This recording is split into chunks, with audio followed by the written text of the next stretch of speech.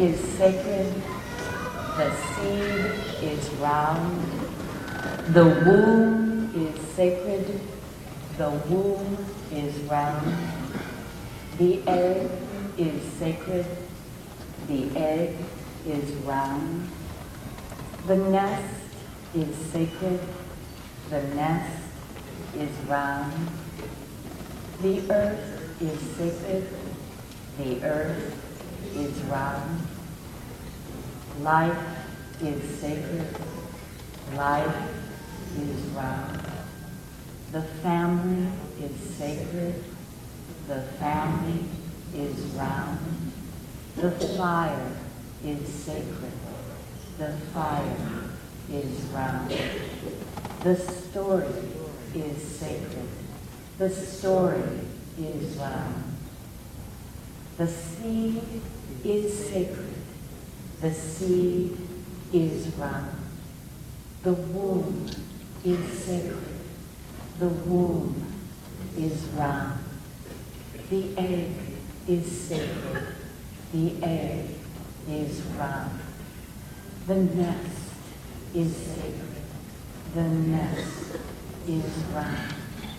The earth is sacred. The earth is round. Life is sacred. Life is round.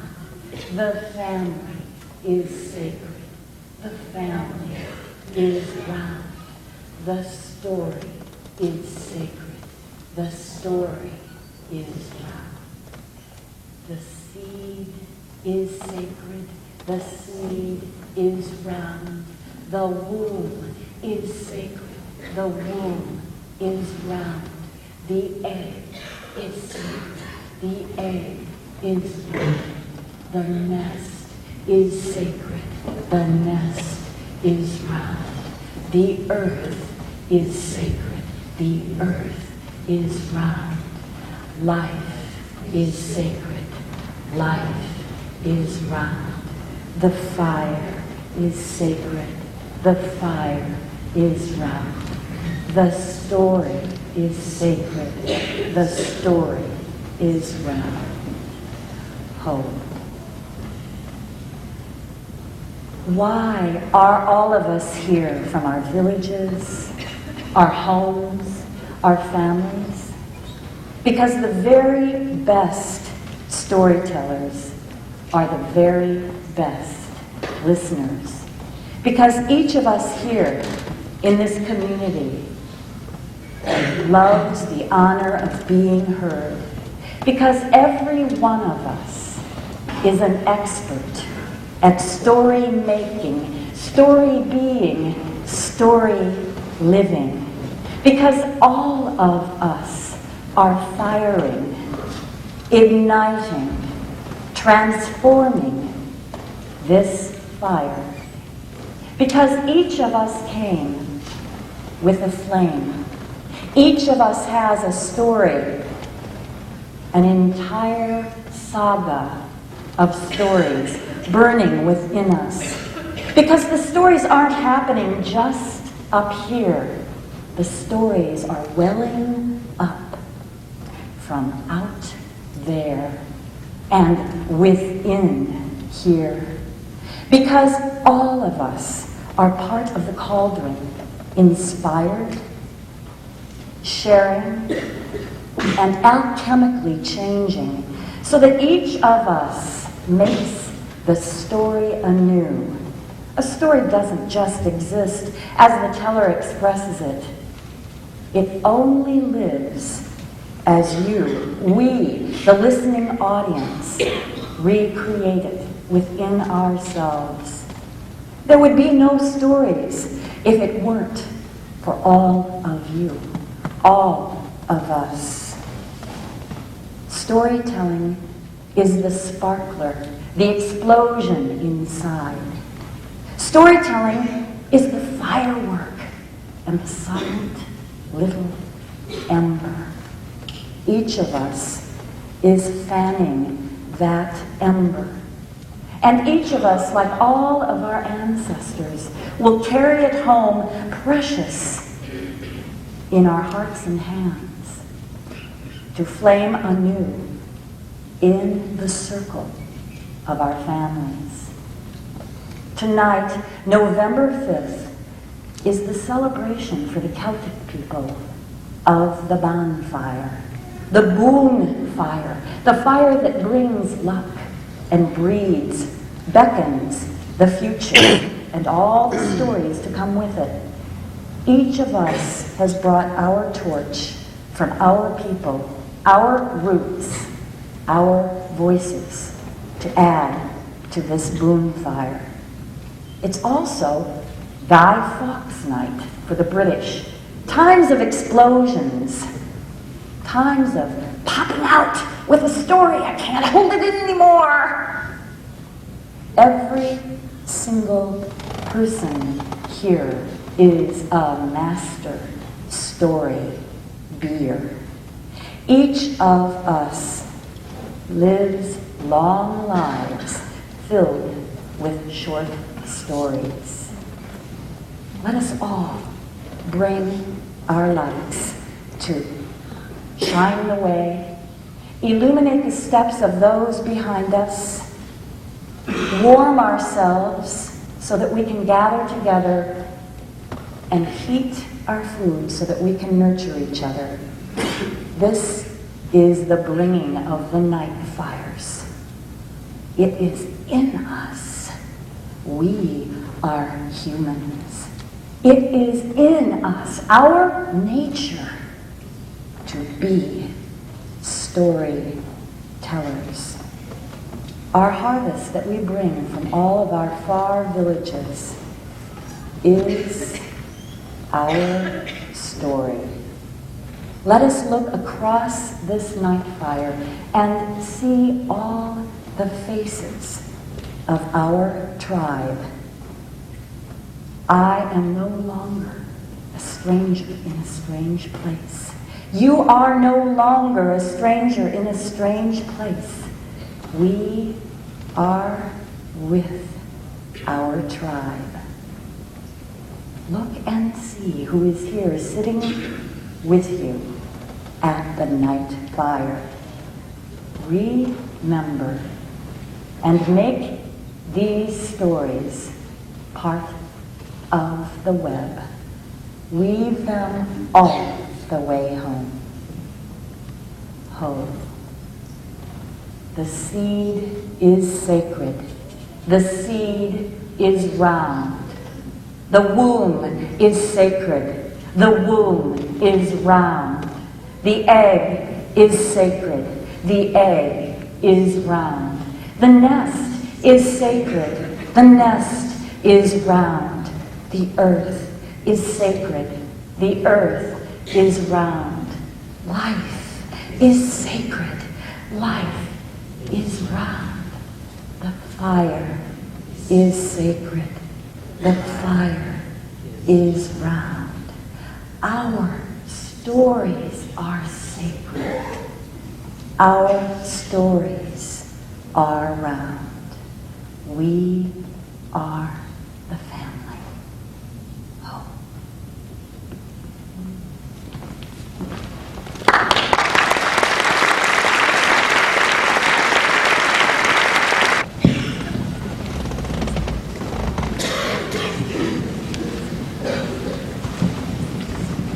Marcy Tellender is our keynote ritualist for the Heads and Tails Conference. And she has invited you as an audience to join this community as she and her troupe of jongleurs have helped to web and weave us together for nights and nights of story. Our next storyteller, Mayogan Steve Stuckey, is next to my sister, who's here from Colorado, the oldest friend here. I knew Steve back in civil rights days and anti-war days. Today he's a Soto Zen priest in Mill Valley, California, a Dharma teacher, a landscape architect. I hadn't seen him for several years, and I was fortunate today to listen to him telling stories of the transmission of the Lamb, the Dharma. in the lineage, 93 back to the Shakyamuni Buddha himself. Welcome, Steve Stuckey.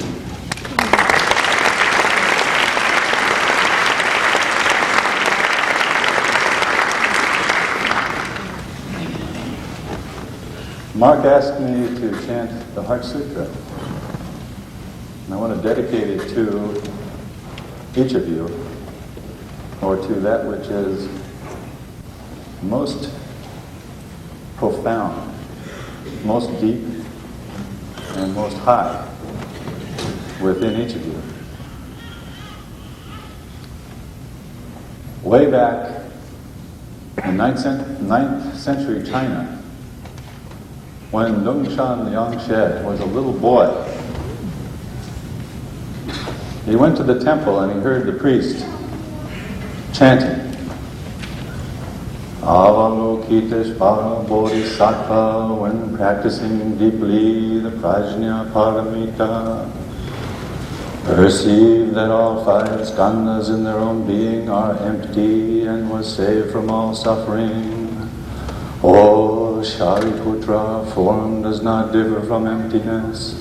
Emptiness does not differ from form. That which is form is emptiness. That which is emptiness, form. The same is true of feelings, perceptions, formations, consciousness. O Shariputra, all dharmas are marked with emptiness. They do not appear nor disappear, are not tainted nor pure, do not increase nor decrease. Therefore in emptiness no form, no feelings, no perceptions, no formations, no consciousness, no eyes, no ears, no nose, no tongue, no body, no mind, no color, no sound, no smell, no taste, no touch, no object of mind, no realm of eyes until no realm of mind consciousness, no ignorance and also no extinction of it until no old age and death, and also no extinction of it, no suffering, no origination, no stopping, no path, no cognition, and also no attainment. With nothing to attain, the Bodhisattva depends on Prajna Paramita, and the mind is no hindrance. Without any hindrance, no fears exist. Far apart from every perverted view, one dwells in nirvana. In the three worlds, all Buddhas depend on Prajna Paramita and attain unsurpassed, complete, perfect enlightenment. Therefore, know the Prajna Paramita is the great transcendent mantra, is the great bright mantra, is the utmost mantra, is the supreme mantra which is able to relieve all suffering and is true, not false. So proclaim the Prajna Paramita mantra. Proclaim the mantra that says Gate, Gate, Para Gate, Parasam Gate, Bodhi Swaha. So, when Dongshan, the little boy, heard the priest reciting the Heart Sutra, a question arose, and he stayed after the service and went up to the priest and asked, "Sir, I don't understand. The sutra says no eyes, no ears, no nose. But I have eyes, I have ears, and I have a nose." And the priest peered closely and carefully at little Dongshan and said, "My son, your capacity is too great for me. Please, go study with a Zen master." And that was the beginning of Dongshan's cultivation of the way. Now, just last week, in late 19th century California, Dharma students were discussing the Heart Sutra, and Sally said, "Now let me get this straight. The sutra says something is empty. Empty of what?" Is it like that teapot over there? It was full of tea, and now it's empty. And her teacher said, something like that. But you see, even the empty teapot is empty beyond being empty. And Jerry said, aha, I get it. The empty teapot is the fulfillment of being a teapot. And Judy explained, oh, its emptiness of self is the fulfillment of teapotness. And Sally said, wait a minute. It reminded me of that night long ago, the story of Taishan, the scholar, questioning Lungtan, the Zen master. And they talked about the Prajnaparamita far into the night. Until finally Lungtan said, Taishan, it's getting late. I think it's time for you to retire. And Taishan went to the door, looked out and said, it's dark outside. So Lungtan lit a lamp, a candle, and handed it to Taishan. And Taishan, as he was about to receive it, reaching out for it, Lungtan blew out the candle. And Taishan, in the darkness, realized that his own true nature was luminous. Now this light is in your heart.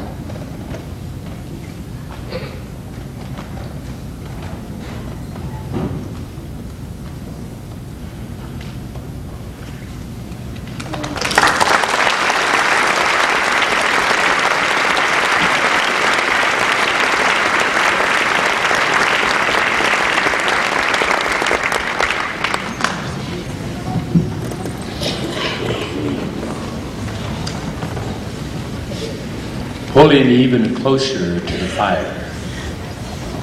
From the darkness that is luminous to the darkness of grief. You have a sure guide in Elaine Wynn, who's been a storyteller and a psychotherapist for many years from the Twin Cities. I remember the first time I heard this story when Marin's out behind her house, sat there on a Sunday morning and Elaine told this story. And tears came down my eyes. I said, I have never heard a story that has moved me as this one has. Sit closely to each other. Pull up to the fire. And welcome Elaine Wynn.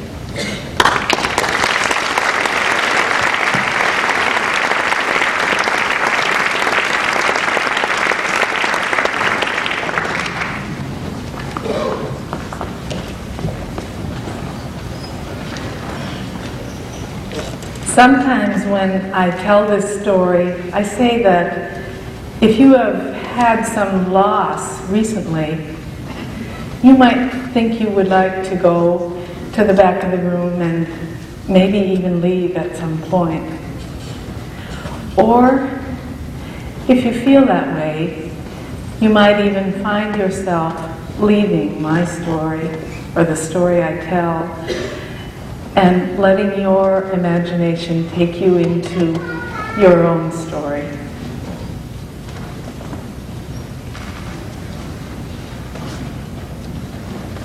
I found myself in an Inuit village in 1965, the year after the tidal wave and earthquake. I can't tell you how it was that June and I became such close friends. It was just one of those things that happens sometimes between people. She was 19 and I was 23. She was as interested in my life as I was in hers. We talked about so many things together. We loved to read, both of us, and we would exchange books and talk about those. And we would go along the ocean and walk and pick berries. And there was never enough time for us to be together to share. Sometimes I was at her house. Her husband, Paul, was a quiet man. He had lived in an island in Prince William Sound until he was 18. He lived with his grandparents. He was a quiet man, but there was a friendliness in his quiet. I never minded that he said little to me. There were paintings on the wall that were his, gold and orange, yellow colors. One night, June and I found ourselves with a women's night out. Our husbands were both gone for the night, and we'd gone to the movie at the schoolhouse with my 2 children, my 2 young sons. When the movie was over, we started back to my house. She was holding the hand of my 4-year-old and talking to him, and he was chattering to her as he always did. I was holding the baby, the 1-year-old who had gone to sleep. It was a beautiful June night. There was a sliver of a moon in the sky, and the ocean was ebbing and flowing as it always did. When we got home, June helped me put the children to bed. I went to the kitchen to make tea, and then I looked out at Copper Mountain, always ever-changing, beautiful with a ring of clouds around the top. I lit the lantern, and shadows began to fall around the corners of the kitchen. We sat down with our tea, and that was when her story began. Me and Mickey, we was home alone that day. Mickey's my brother, he's 13, and see, Paula was out hunting that day. I was home with my boys. You know, I had 2 boys. They're twins. They're 2 years old, Donnie and Daryl. We was there in the house, and all of a sudden the house started shaking, and we knew that it was really going to be bad earthquake. We had earthquakes before, you know, but this one was really going to be bad because we could feel that the house was starting to shake.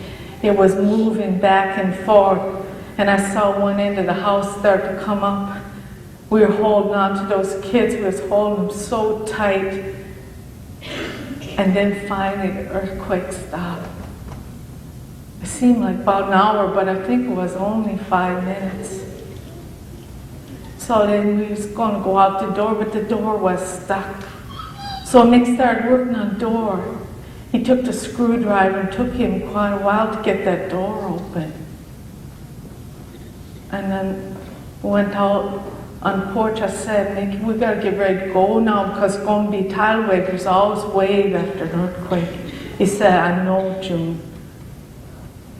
We got out on the porch. I looked down the dock, and I seen those girls down there, just about 10, 12 years old. And then I look out to water, and I seen there was already a wave coming in. See, we didn't know Montague Island had raised 50 feet on one end, and that water was rushing into the village so fast. I said, Nick, we gotta go. I was holding on to Donnie, and he's holding on to Daryl, and we start running as fast as we could. We're running up the hill toward the school. We're running up the hill, and I was holding on so tight I could hear that wave coming. I could hear it behind me. I started feeling the wave. I felt the water on me, and I held onto a tree. I said, hold on, Mickey, hold on. I hold on that tree with that baby. I held him so tight. And that wave come back, and it come back all pull it out. And I said, and then it washed down, and I looked over where Mick was. And he said, I couldn't hold him, June. I couldn't couldn't hold it there, it was gone. I turned around, I was going to go back out in the water, I was going to get that boy, I was going to get that boy. But they said, June, you can't do it. You can't do it, June, he's gone. There's going to be another way, we got to run again. So we started running. We started running up that hill and there was a big wave coming. It was bigger than the first one. That wave was so big. And I was running as fast as I could, and I knew that it was going to come over us again. So I held onto a tree, and Mickey held on to me, and we held on to Donnie. And that wave come up, and it was bigger than the other one. And when it come back, it pulled, that wave pulled so hard. It pulled so hard that when it's past, Donnie was gone. Donnie was gone out of our arms. Make sure we gotta go, June. So we start running again, because there was a third wave, but that one didn't hit us. We ran up that hill to the schoolhouse, and the teacher was up there. There were so many people crying, so many people got lost that day. She started making food for us, and she was making coffee. I was watching out the window for Paul, because I knew he'd come back right away. He said that earthquake turned his boat around all the way in a circle. I saw the boat stop out there, and he got out into the skiff, and he come into the beach. I saw him walk over to our house. He picked up one of those kids' toys. He come walking up to the school, and Mickey and I come outside. When he got there, first thing he said was, "Where's those boys?" I said, "Paul, we couldn't hold them. We couldn't hold them, Paul, we lost.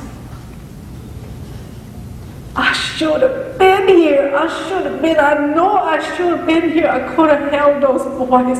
I know I could have held those boys."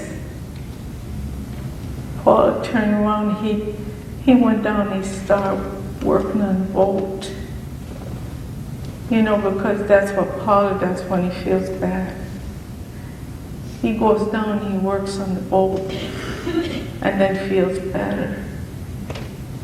And sometimes Paul paints, you know those paintings that you see in the house there, those bright colors, that's what Paul does, and then he's feeling a lot better. He's feeling better about the boys. I like to make him soup, you know. Paul likes duck soup, and if I'm making duck soup, he likes that. Sometimes I like to sew. You know, if I sew things, I feel better. I like to make pretty clothes, you know. Sometimes people in the village, they think you shouldn't wear beautiful clothes like that. They wear their coat, but you know, I think if you got a pretty dress, you should just wear it out. You know, those kids in there, those kids, you take real good care of them, because they're real special.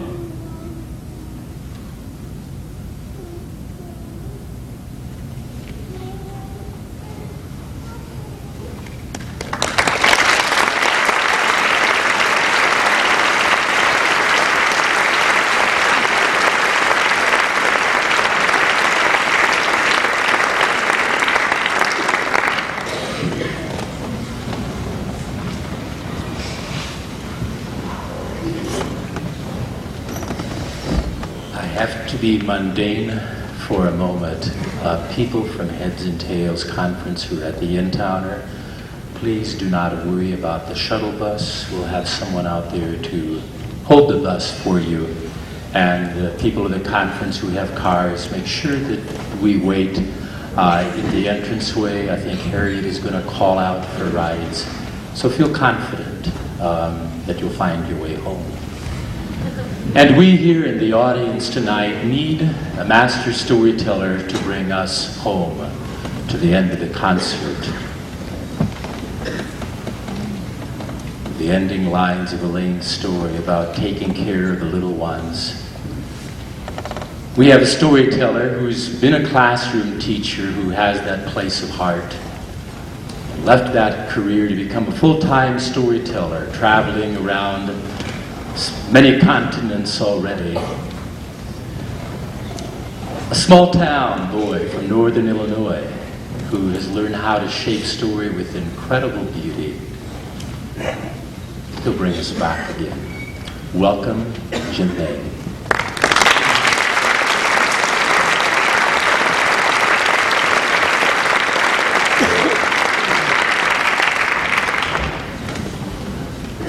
Thank you.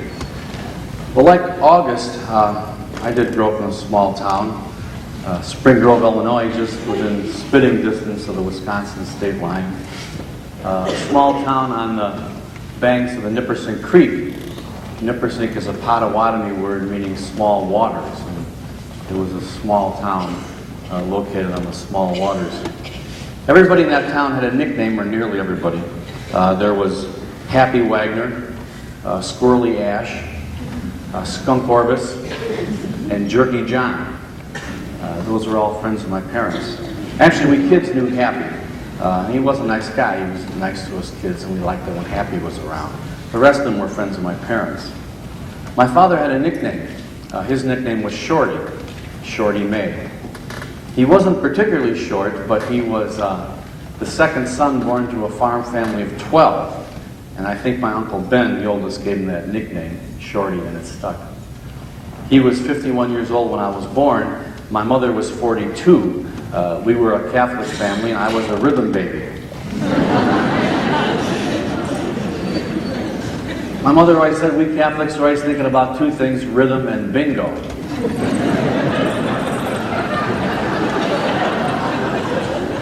And if the rhythm didn't work, bingo.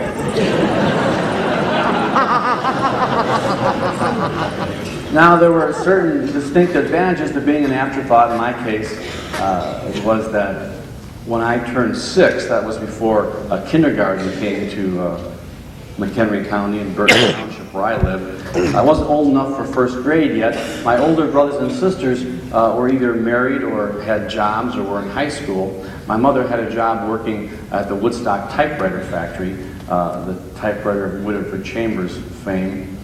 And so there was no one really to take care of me except my father. So that year I just went wherever he went. He took care of me, and it was a great way to spend my 6th year.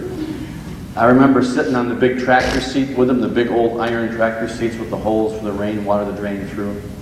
Plenty of room for both of us to sit there in that seat. I'd sit and watch the furrows turn when we plowed.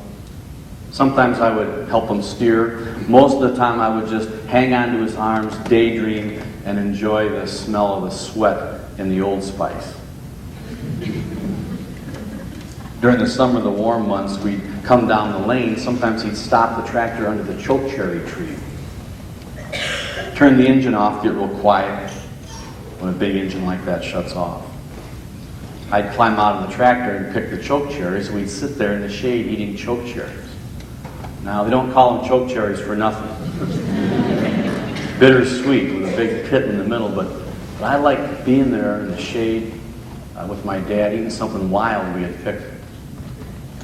And during those quieter times, he would teach me things, teach me to listen to the sounds, how the western meadowlark and eastern meadowlark sounded different. Even they looked alike, but they sounded different. We'd listen for the bobolink, which only sang when it flew, only singing on the wing over the alfalfa and the clover fields. And he could make a whistling sound like a bobwhite quail. Now, I never heard any bobwhite quail in those days. I think they had been hunted out. But years later, I was in Virginia. One late afternoon, I heard a bobwhite whistling from a woodlot. I knew just what it was. It sounded to me like Shorty May. Being answered 15 years later. Now, I thought of myself as more than just a tag-along. I could drive a tractor in a manner of speaking when I was 5 years old. He'd pull the tractor down into the corn late summer when it was tall but still green and juicy. We'd have a hay wagon in tow. He'd pull the tractor and wagon up parallel to the corn row right there at the edge of the field. Then he'd put the clutch in, put the tractor in first gear, hold the clutch down with his big heavy work boot. Then I'd put my little work boot on top of his. And slowly he'd start pulling his out from under mine. Pretty soon I'd feel the clutch start pushing up against the sole of my boot. That meant I had to push down. Sometimes with all my weight I'd stand on it just to keep that clutch down on the floor. When he saw that I had the clutch down, that I had control of that big tractor, he'd very slowly and carefully start climbing off the tractor. Take the corn knife out of the toolbox, and he'd start cutting the corn. He'd take that corn knife and cut it low on the stem, and the corn would lean into the crook of his arm. He'd get 3 or 4 of them together and throw them onto the hay wagon. I'd hold that tractor. But he'd get ahead of me, cutting corn. Each time he cut a stalk, he'd be farther ahead, and finally he'd be well ahead of the tractor with a pretty big bundle of corn stalks. And that's when he'd turn around, look over his shoulder, and say, "Go!" That's what I was waiting for. I was going to drive the tractor. Now, it was an important job. It was first gear, the most powerful gear on a tractor. If your foot slipped and that clutch popped all at once, the gear plate would hit that clutch plate all at once. Tractor would rear up like a tin stallion, come down with a thud, it would cough, a black puff of smoke would come out of the stack, engine would kill, and I'd feel like a dummy. But worse, you'd have to walk back with that heavy bundle of corn, throw it up onto the wagon, climb onto the tractor, start it up, go through the whole procedure again. A lot of extra work. And even then I was aware of how hard he worked. He was almost 60 years old then and farming 300 acres by himself. Now most of the time I would let that clutch out easy enough so the tractor would start to shake and sputter. And pretty soon those big black wheels would start turning. And we'd be going down the road, 1.5 miles an hour. But we were moving and I was driving. When the wagon pulled up right where he was standing with the bundle, he'd say, "Whoa," I put the clutch in, throw the bundle onto the wagon, real easy toss. I was really proud of that. I was also the official hooker-upper of those wagons. Now, they were 4-wheel wagons mostly in those days, no weight on the tongue at all, so a small boy could lift the tongue of the wagon. He'd back the tractor up when the hole in the drawbar matched the hole in the wagon tongue. I'd drop a steel pin in there, we'd be hooked up. And I knew that was a job that was nearly impossible to do if you were working alone, so when he said, "Thanks for helping me, you were important today in the work," I knew he meant it. So I felt like he and I were partners in the farming business. There was one time, though, that I couldn't go out working with him. It was one of those glorious days in May, corn planting time. The farmers say you plant your corn when the oak leaves are the size of a squirrel's ear. That's ecologically correct. It was 6 o'clock in the morning. It was 70 degrees. The smell of the apple blossoms and lilac was coming through the screens in the kitchen. I just had a t-shirt on. I went out, watched him after milking cows. He loaded up that corn planter, seed into the canister first, and then the fertilizer, fastened the wing nuts down. I was ready to go. Looked at me and said, "I'm going to plant corn today. I want you to stay back at the house." Well, I thought that a terrible injustice. Looking back, and I think maybe he was worried about me. It's a lot of moving around on a corn planter. Ours was an old one converted from horse-drawn, so you had to turn around, put it in gear manually, drop the marker arm to keep the row straight and spaced properly for cultivating and harvesting later on. And maybe with all the moving, he was afraid I'd be bumped and I would fall under the wheel. Farming is dangerous work. Everybody knew someone who had lost a hand or an arm or a child or a father. So I think he was worried about me. He said, "I want you to stay back at the house. Now, I know you'll be alone, so if there's trouble, ring the bell."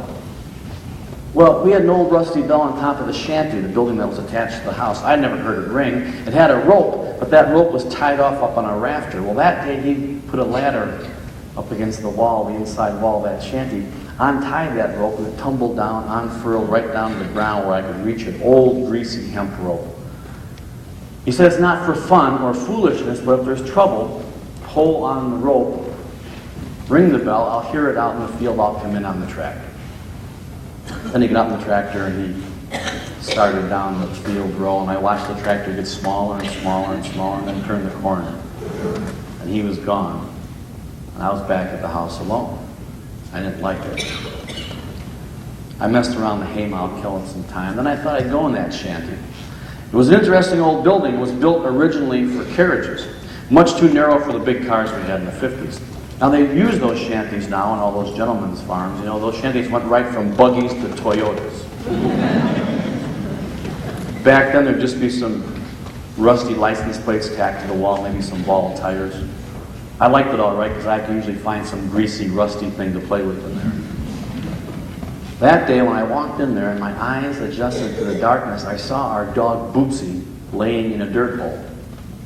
You always think of farm dogs as being big, shaggy collies. My dad liked to cross these rat terriers with chihuahuas.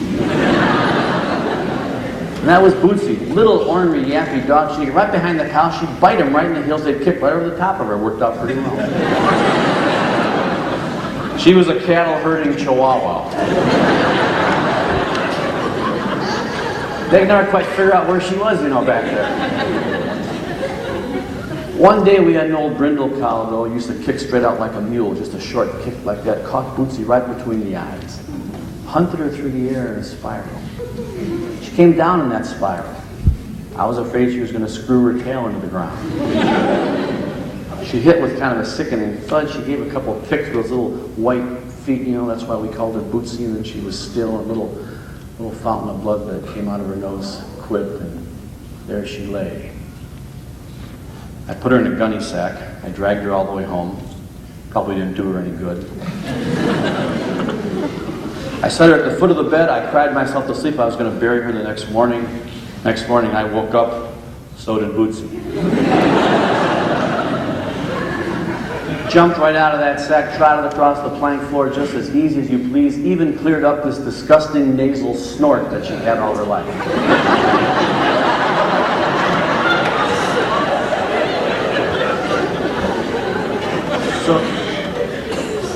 So she was a pretty tough dog, but I kind of watched out for her, you know, and there she was that day in that dirt hole, and about 3 or 4 feet from her was a snake. I thought to myself, this could be trouble. Looked up at the bell. I liked the idea of ringing the bell. Liked the idea of Dad coming in early. I know he'd be in for the noon meal. We called it dinner, but it was only 10 o'clock now, and he'd have to come in a little early if I rang this bell. I looked back, and that snake seemed to be getting more serious, a more desperate expression on its face. So I decided there was trouble enough. I grabbed onto that old rope. I gave it a pull. The side of that rusty bell hit the clapper. It just sent a low, rich toll out over the fields. Pigeons got up off the barn roof. Heifers jumped around in the pasture with their tails straight in the air. You know those heifers will look for any excuse for a party.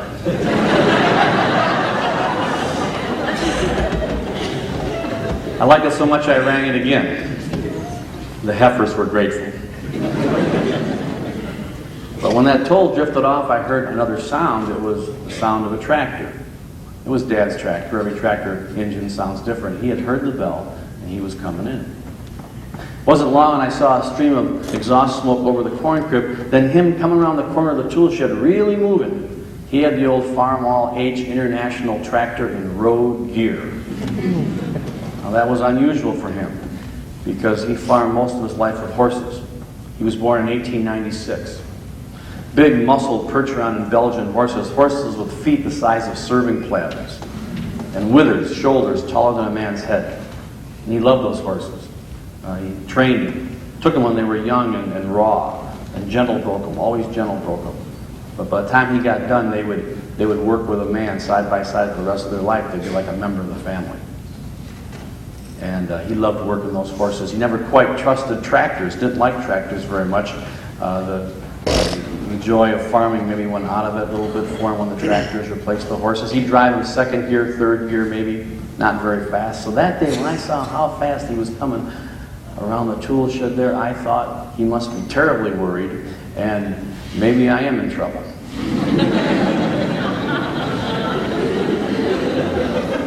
Well, he stopped right there where I was standing, turned that engine off again, and got real quiet. So what's the trouble? I said, there's a snake over there by Bootsy?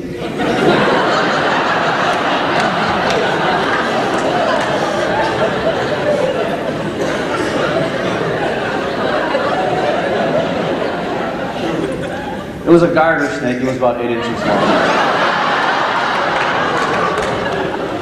Disappointingly non-poisonous. And like I said, I thought maybe I was in trouble.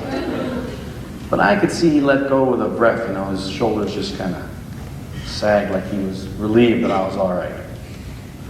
Then he got mad. You know how it is raising kids. As soon as you find out they're alive, you want to kill them.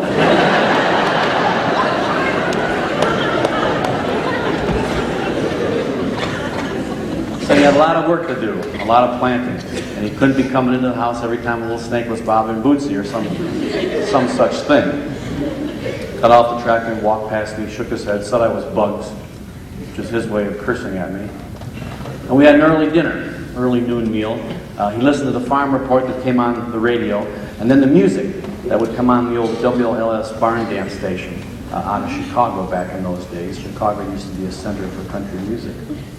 Now, he didn't get up and do a little two-step across the linoleum floor like he often did after the noon meal. In my research, I once found out he was proclaimed the waltz king of McHenry County at some barn dance or other. And he'd get up there, come after eating at noon with dusty clothes, do a little foxtrot across the floor. Mostly to make me laugh, maybe. He didn't do it that day, so maybe he was more angry than he let on, and I never rang the bell again. We sold out the following March 1st. We had a sale, left the farming business. Tenant farmers always have their sale on March 1st because then you've got time to get to the new place to get the crop in, but we moved to town, so there wouldn't be any plantings or harvestings to mark the seasons of our lives. He got a job working at a milk machine factory in Richmond, near Spring Grove, and that must have been hard for him, being a farmer all his life, working outside, being his own boss. He never complained too much about it. He said that factory was nice and warm and dry in the wintertime, which was better than that damp cow barn. So maybe he was ready to move to town. But the second year in town at that factory job, he got laid off, and he was hired to work at a Lipizzan horse farm, Temple Smith Lipizzans. They're world famous now, and they're located in Lake County. The largest landowners in Lake County are the Temple Lipizzan farms. They came first to Spring Grove, and they hired my dad to work with the brood mares, and that was a gift because he loved horses. It was especially good because if there was a mare that was in full and due to deliver on a particular night and I didn't have school the next day, I'd go with him, and we'd sit up all night to make sure the delivery went well. And he and I, we welcomed a lot of slippery, spindly-legged Lipizzan foals into the world. We were partners in the farming business again. But one day he was moving a big stallion, powerful animal. Across the hayfield, they had built a new barn. He was moving it from the old stall across that field to the new barn. The horse got away from him, kind of threw its head and bolted. And I remember him saying, if I'd let go of the lead, I would have been all right. But he held on to that lead strap. He maybe remembered his younger days, cowboying those big horses. But he was old now, and the strain was too much. He had a heart attack and died about the time that I got into high school. I think it's true in all of our lives. There's times when there's trouble. And there are times when I ached to pull on the rope, but I didn't have a bell to ring, and he didn't have a tractor to come on in from the field. And this story has sat idle for years and years, like that old rusty bell. But now when I tell it as a story, it seems to me like pulling on the rope.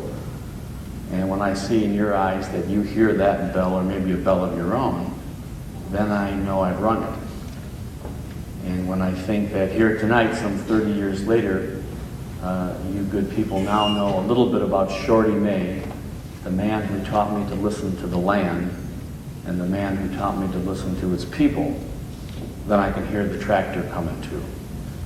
and I call that a bell for shorty. Thank you.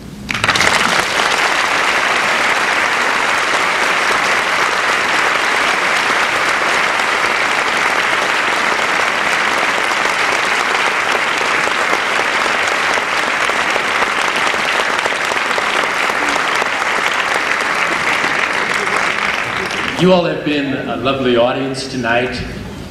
Let's throw a few more logs in the fire. We've heard a lot of excellent stories. I'm going to ask the cast to come up. And the blessing, the Irish blessing that you see here, Michael Parent, who began our prelude this evening, will teach us the song briefly and sing it with you, and we'll send you out into the night. Michael, are you here with us? Okay, and coming. And we can bring the house lights up, Bill, so people in the audience can see things. We have all of the storytellers out.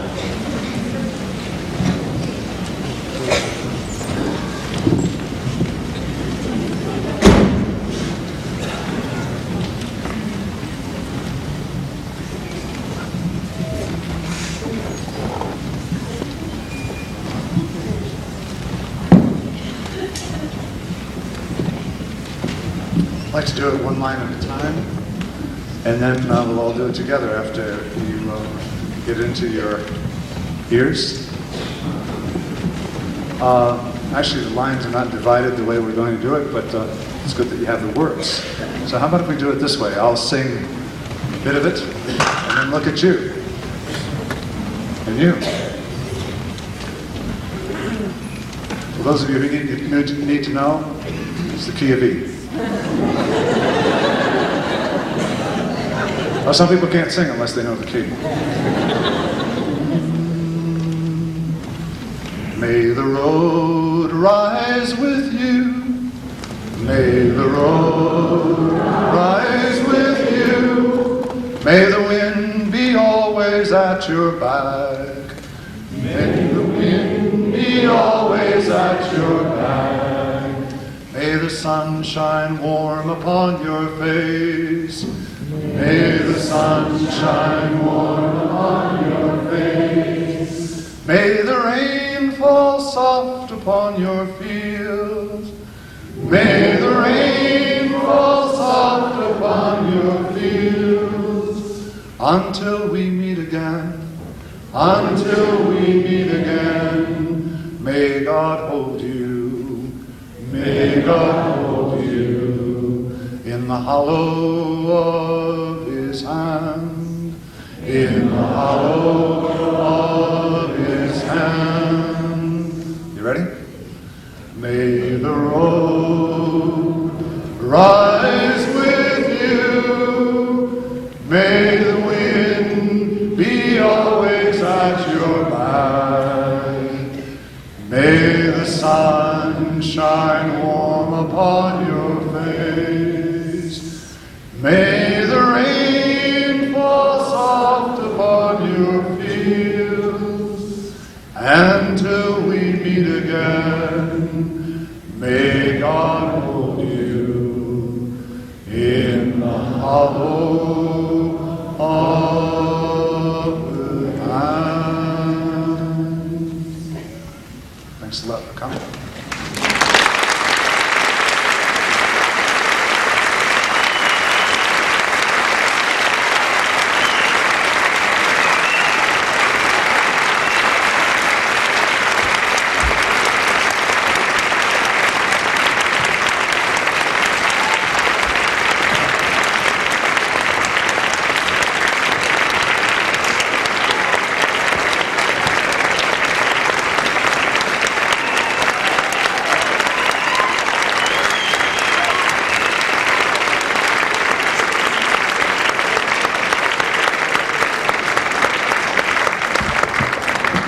Thank you and good night.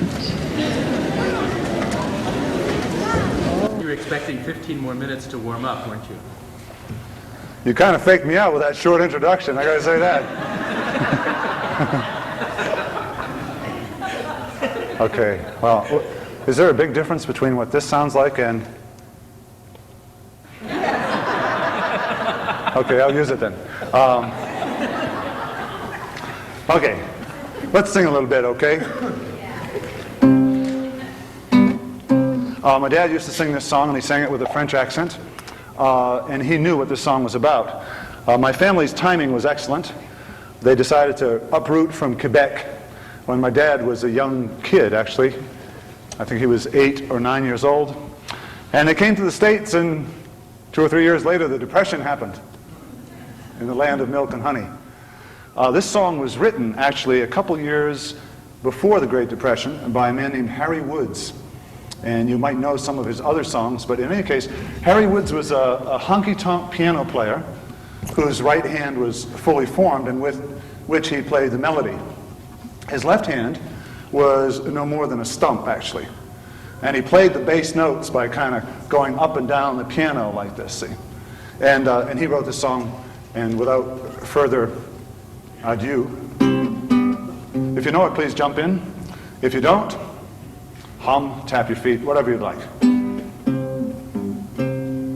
Oh, we ain't got a barrel of money. Maybe we're ragged and funny, but we'll travel along, singing a song, side by side. Okay, it sounds like a couple